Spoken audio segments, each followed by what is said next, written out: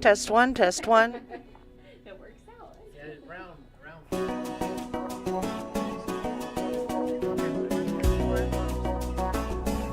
Test two, test two.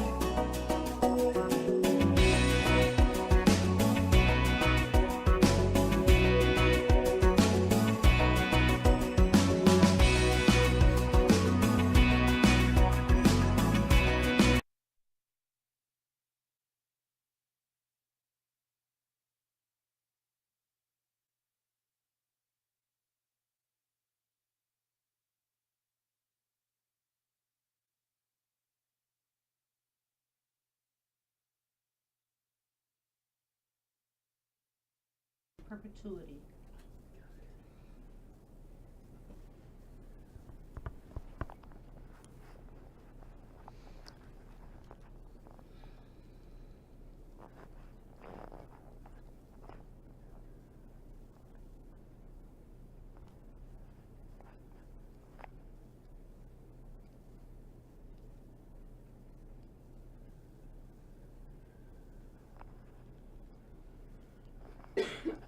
Man, that furnace is loud. Mm-hmm. It's picking up from the microphone.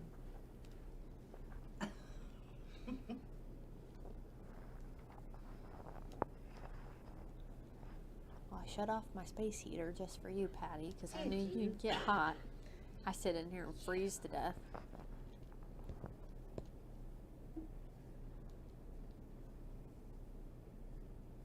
Isn't that a futon? Mhm. I like that.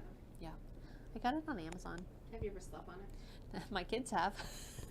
They come in here and they sleep on it, but I wonder how comfortable they are. Good Thursday afternoon to you. It is time once again for another edition of Chamber Talk on Regional Radio KJEL 1037 FM. I'm Patty Burns, your host, and of course my sidekick, Miss Ashley Mahan, the Executive Director of the Lebanon Area Chamber of Commerce, is here.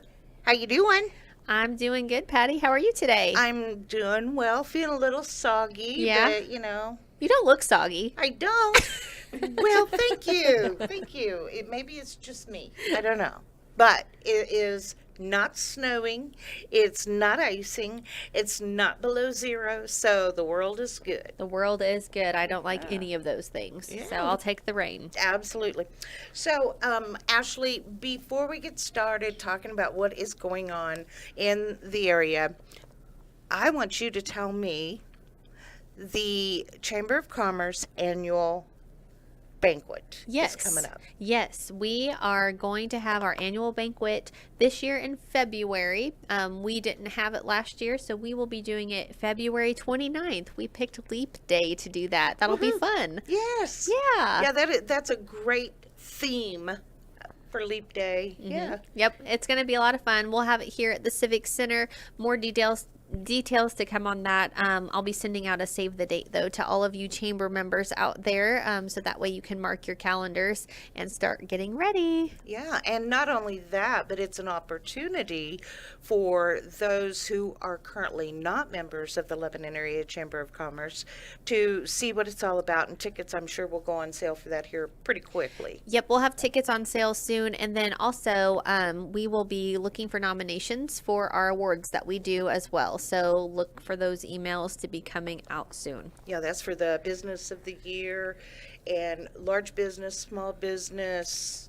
I don't remember all the categories. It just totally went out of my brain, but it's a big deal. It is a big Very deal. big We want to deal. celebrate with everybody. So Yes. we're really excited about it. It's going to be a really fun evening. So February 29th, mark your calendars. And if you would like to have a basket in the silent auction, which has become a kind of a longtime tradition now for the annual banquet for the Lebanon Area Chamber of Commerce, contact Ashley Yes. and let her know. Yep, we'll take them. Yeah. It'll be good. It is going to be a huge amount of fun. We've got some guests here. We'll be talking to Tracy and Keith from OTC. Jeremy is here from the Hughes Senior Center. But first of all, something that is just really special is going on this afternoon until 5 o'clock at the Mill Center. Yeah, I was really excited to learn about this. Elevate Lebanon and the city, they're partnering up to do this Project Homeless Connect Lebanon. So 1 to 5 today at the Mill Center. They're doing all kinds of different services for anyone who needs them, from haircuts to they'll have some food and clothing. I think they'll have dental and hygiene services as well. So it's a great opportunity for people to go get taken care of. Absolutely. And again, and they're also doing CPR, Yes. I guess, instruction as well. Plus, there's going to be work and housing resources available. This is taking place at the Mill Center until 5 o'clock today. So if you know someone who needs help, or if you need help, this is a way that you can maybe get to some of the resources that are available. Also going on until 6 p.m. at Mercy Hospital Lebanon, it's Food Truck Day. Yeah, they've got Bubba's Fish Shack at Mercy Hospital. They'll be up in the upper parking lot across from the main entrance until 6 p.m. And, that's always kind of special to have that food truck there. I go by the market pretty much every day, and occasionally there'll be food trucks there, and I'm like, my goodness, that's a lot of people for one little food truck. Yeah. So yeah, it is always kind of special to have that available when you live in a small town or medium town like Lebanon.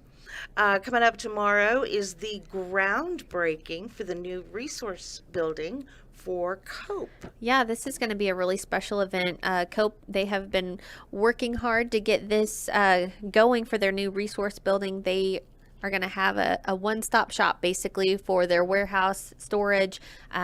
Sounds like they have plans for a coffee shop, drive-through coffee shop, and an upscale high-end thrift store on that side of town. I know Judy's really excited about that. It's at 11 a.m. tomorrow. If you want to go to this groundbreaking, this is open to the public. If you want to go celebrate, 11 a.m. At their location on Lawson Avenue. Yeah, and it is right next door to the main facility where they're going to be constructing the resource building. So it's going to be pretty cool. Yeah. Also going on tomorrow, Mercy Hospital again, another food truck day. Yep, they can't get enough. I know, right? The lunch lady is going to be there. Yeah, 10 to 5, the lunch lady, same location where Bubba's Fish Shack is today, the upper parking lot across from the main entrance. That is just some of the things that are going on. We want to talk to some of our guests now. Yeah.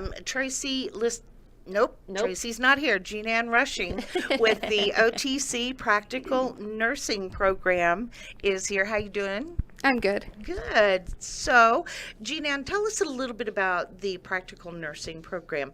Can a person do start to finish with their RN at this program?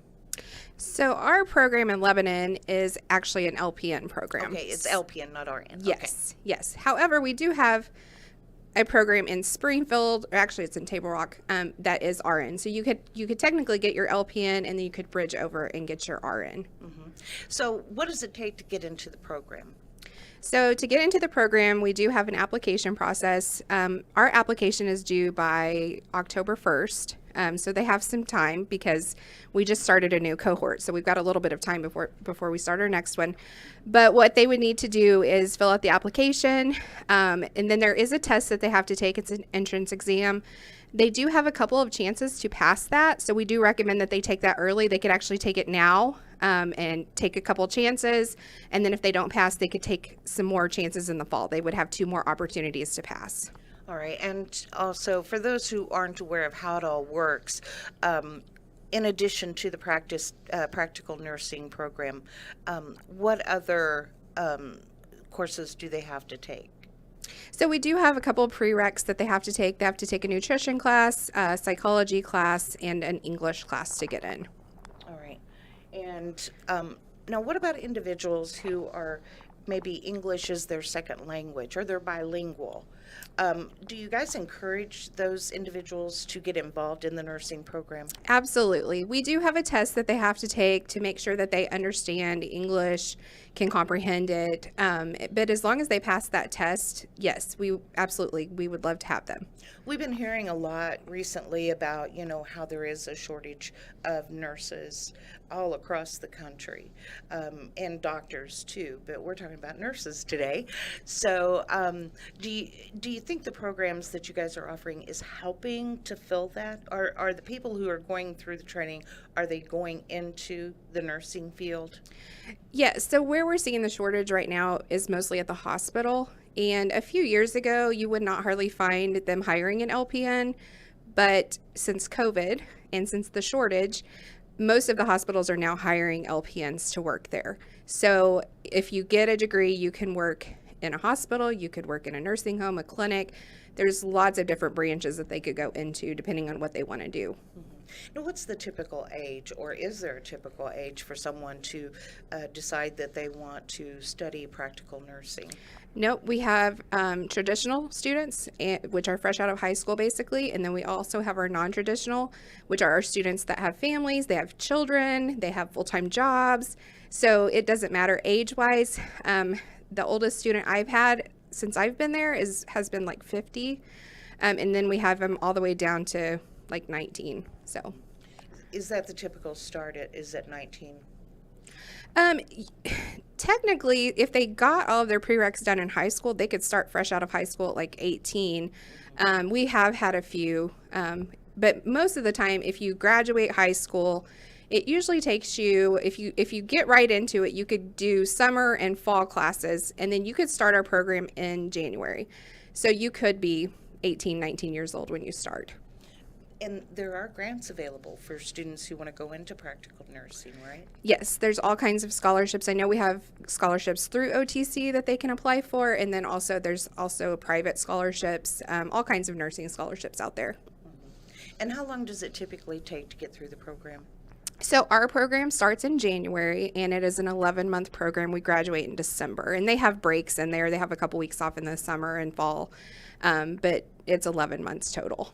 That's all. Yes, 11 I was months. thinking it'd be like 4 years. No, 11 months. And then if they go on to do their ASN through OTC, that they do have an accelerator program, which is another 9 months. So they could realistically, in less than 2 years, become an RN. Wow. And what all can a person do who receives an LPN? So LPN is, it's mostly like an RN. There's just a couple of things that they're not allowed to do, which right now there's some laws that might be being changed. I don't want to go into that, but they can't hang blood. They cannot do IV push drugs. So there are a couple of things like that. But the things that they can do, they can give medications as long as they're not IV push drugs. They can hang IV drips. Of course, they take care of patients. They do assessments. You're basically, as a nurse, you're one-on-one. You're the doctor's eyes, ears when they're not around. So you're going to be watching your patient, reporting back to the doctor. Just general care, of taking care of those people. When talking to the students who have come out of the program, do they find it rewarding, would you say? Yes, I don't think there's anybody in nursing that would not say that nursing's a rewarding job. It's very, very rewarding. Yes. Okay. Well, if a person wants to go into the practical nursing program at OTC, what do they do, Jean-Ann? So I would recommend that they get their prereqs done and then just, like I said, apply to our program. Our next deadline is October 1st for next year in January. So if anybody's interested, I would look into getting those prerequisites done as soon as possible so that you can apply. Okay. Thank you very much. I did want to also mention, yes. just real quick, sorry, our program this year, we just went to a hybrid program, which basically what that means is instead of being on campus multiple days a week, a lot of the instruction is done online, and the students only have to report to campus like once a week, other than when they're doing clinical. We did this for flexibility. We're trying to help those people who are wanting to get into this program that maybe have full-time jobs, kids, things at home that, is causing them to not have the time to do it. And so hopefully by being hybrid, this is going to offer that flexibility for those students. All right. And, wow. It's great that we can offer this program here in Lebanon, Missouri. OTC is located right down the road from where we are right now. So, yeah, that is so great. And it's right on I-44. Quick travel, regardless of where you live, really. Yes, Yeah. very easy to get here. Yeah. Well, thank you very much, Jean-Ann. I appreciate it. Thank you. Keith Dinwiddie with the OTC Lineman Program is here with us. Keith has been on the show with me a few times now. And so what's going on? Okay, so we're coming up on our third rodeo this year. Woohoo! The date for that is going to be Monday, April 29th. It'll start at 10 a.m. You'll just drive into the OTC campus. We're located at 22360 Highway MM, right next to the Kubota, if you know where that's at. You'll go all the way to the back lot, and there'll be a big tent set up. It'll be hard to miss. It's free entry. We're still going to feed everybody. Couple of new things. We're doing it on a Monday this year so that maybe those of the people that are taking a little bit of time off can turn it into a 3-day weekend. So we're seeing how that goes over.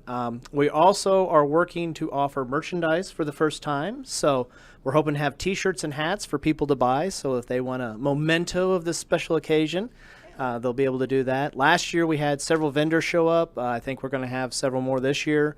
So there'll be a chance for everybody to kind of see the equipment used in the industry. It's a fun day. It's a chance for our students to show off what they've learned. It's a chance for friends and family to actually come and see their loved ones in action. It's great for people who want to know what the heck we do. It's just a great day, a lot of fun. Hopefully the weather's good. If it does rain, if we're rained out that day, our makeup day will be the next Monday, which is May 6th. Okay. I have a new feature activity for your guys, okay? Okay. Now, I've seen this before where they have like a pole and there's like ropes on either end, and then somebody tries to ride it. Pole riding, all right. Yes, Yeah, pole let's see if we can work that in. Yeah. But you know, this is a great activity because it does give the public an opportunity to see what goes into being a lineman, because it's not Absolutely. Yeah, they don't just walk around and look up at the pole and say, "Yep, electricity's out." Yeah, it's no. a lot more than that. Yeah, there's a lot. We'll have the Hurt Man Rescue, where they'll have to climb the pole and get a dummy down safely. We will have the obstacle climb, where there'll be different things on the poles they have to climb around, so they'll demonstrate how they do that safely in the field.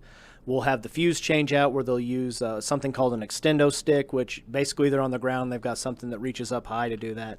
And then I forget off the top of my head what the fourth event is. So there'll be a fourth event that they'll do, and they'll be broken into teams. We'll have both campuses, the Lebanon and the Richwood Valley.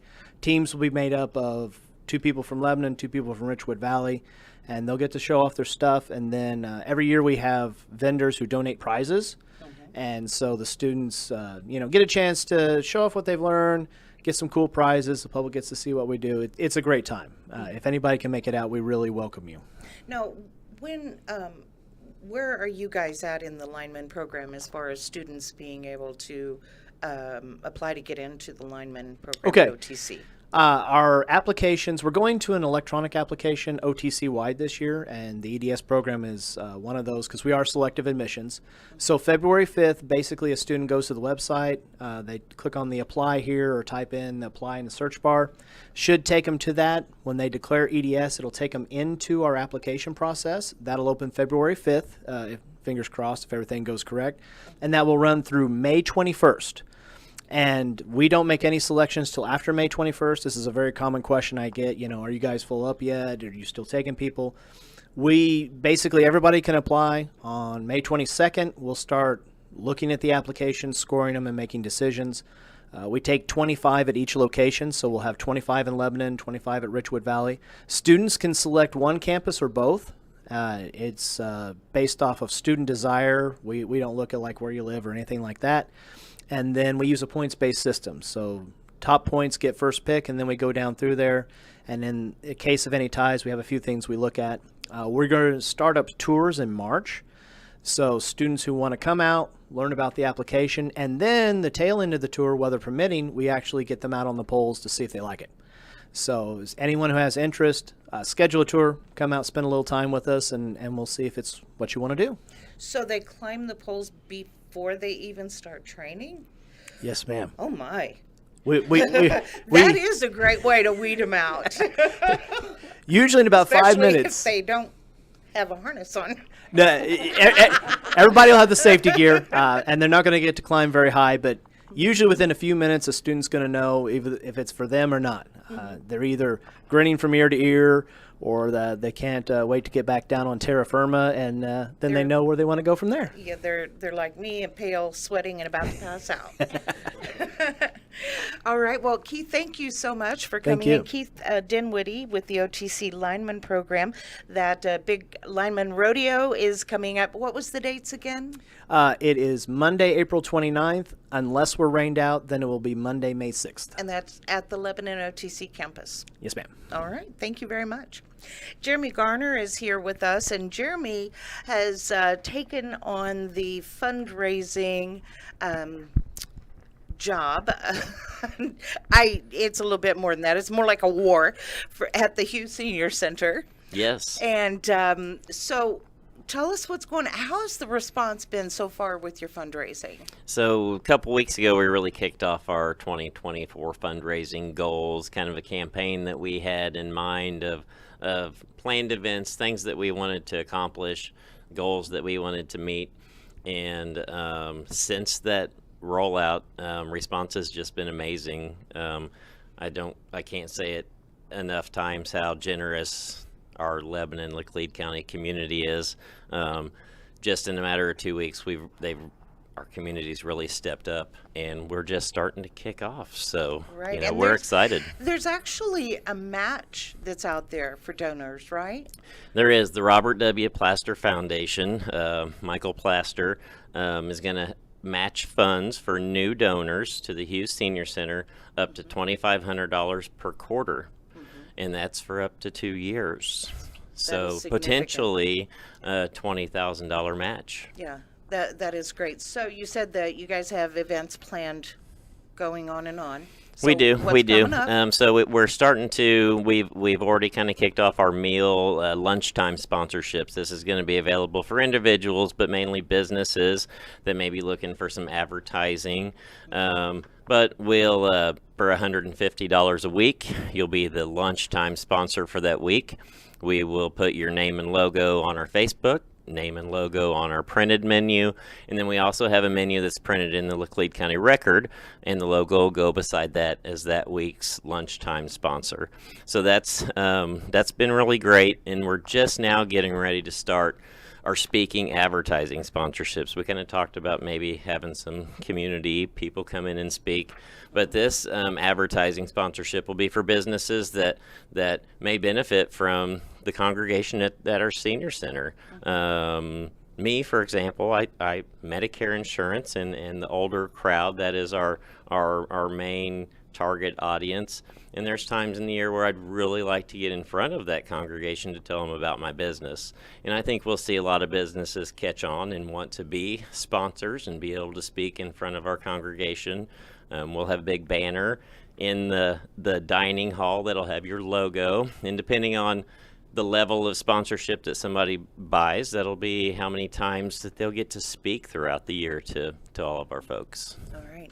And then you have a gala coming up, don't you? Yes, a winter gala at Andy's 417. It's going to be Saturday, February 24th at 5 p.m. Tickets, $35 per person, $60 for the couple, and all of the proceeds are going to go to our fundraising mission for the Hughes Senior Center. And you guys got big plans for the money that's being raised. We have a lot of need. And I could go on and on and on about things that need replaced or things that need upgraded. But, if you look at the last 10 years, our food cost has tripled, but our funding has not. It's just kind of been locked in there at this one spot, and everything's costing a lot more money. And so, actually losing money per meal that we're trying to feed. And I think the last time I looked, we had almost 1,000 folks that we fed in the senior center for a month. We had 4,000 homebound meals for that month, and like 200 curbside meals. So we feed a lot of meals to our community. And some of these folks that benefit from this, I really think, and they've told us it's the only meal that they get every week. So I think they provide a heck of a service. Yeah, absolutely. So, folks, if you want to help support, these are our grandparents and our aunts and uncles and our parents who are, being served by the services offered at the Hughes Senior Center. So think about that. And it could be you in the future. It is going to be me in the future. It is. Yes, and me too. Yes. And Ashley and Keith and Jean Ann. So, yeah, y'all think about that when you're thinking about, well, I've got an extra $5 this week. I think I'm going to buy a coffee. How about you instead maybe support the Hughes Center? Sure. And if we don't have any money that, finances are pretty tight these days, the volunteer opportunities there, we have so many opportunities to run Meals on Wheels routes, to help in the kitchen, to help in the dining hall, to help with activities at events. So there's always a huge need for volunteers. And if anybody's interested, please get a hold of either me or the Hughes Senior Center, and you can call 417-532-3040, and we'll find you something to do. They'll put you to work. Thank you very much. Thank Jeremy. you. That's Jeremy Garner, fundraising committee chair. Is that right? Do I have that right? Pretty good. Okay. With the Hughes Senior Center.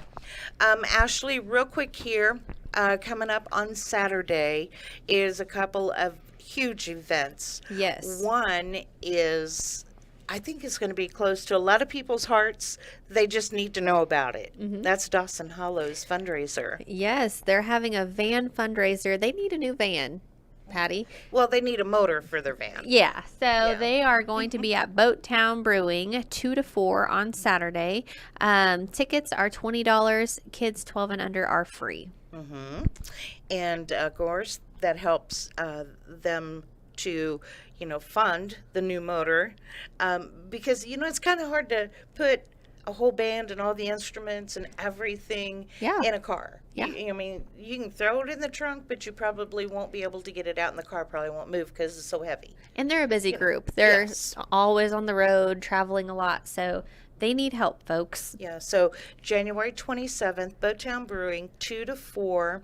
It is a fundraiser for Dawson Hollow, and they're going to have a concert.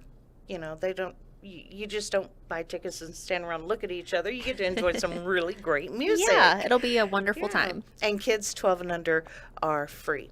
Also coming up on Saturday, January 27th, Actively Prepared Defensive Training is taking place at the library. Yes, the library, they always have some great events going on. This one I think is just awesome. They're going to have training for people who want to get their conceal and carry certification. So that will be 10:30 to 6:30. You do need to register for that class, though. You can do that through their Facebook page. Just click on Find Tickets under the events. If you need more information, you can call 417-288-9163, or you can email activelyprepared@gmail.com.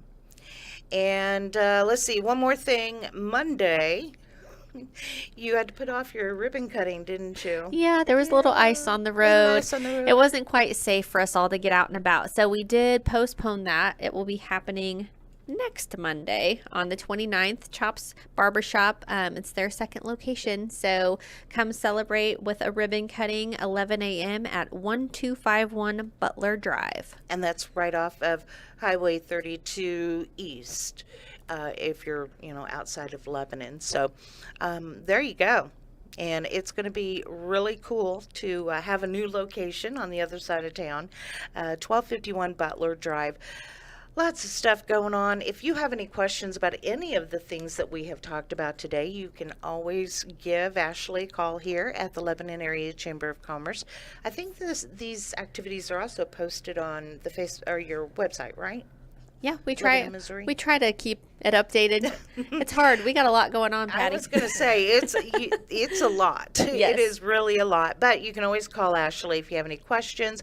You can call OTC and ask about the programs that they offer there. Call the Hughes Center. Ask about how you can be part of the fundraising as well. Thank you all for joining us today. Thanks for all of our guests being here today. And Ashley, as always, thank you. Thank you, Patty. Chamber Talk is brought to you by the Lebanon Area Chamber of Commerce on Local Makes Sense and Regional Radio KJEL. Have a great day.